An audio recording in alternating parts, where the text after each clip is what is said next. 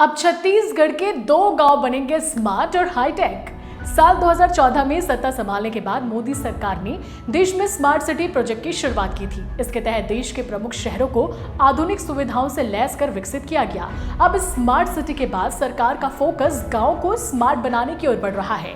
अब शहरों की तरह ही गांव को भी विकसित किया जाएगा।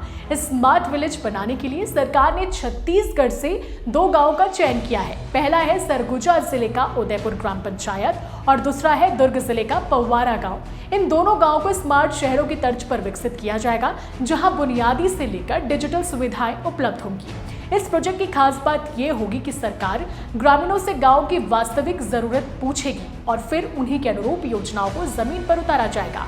इसके लिए केंद्र और राज्य सरकार दोनों स्तरों से फंड आवंटित किया जाएगा और योजनाओं को चरणबद्ध तरीके से लागू किया जाएगा। क्या कहेंगे आप इस खबर पर? कमेंट जरूर करें और सीजी भास्कर को सब्सक्राइब और फॉलो करना ना भूलें।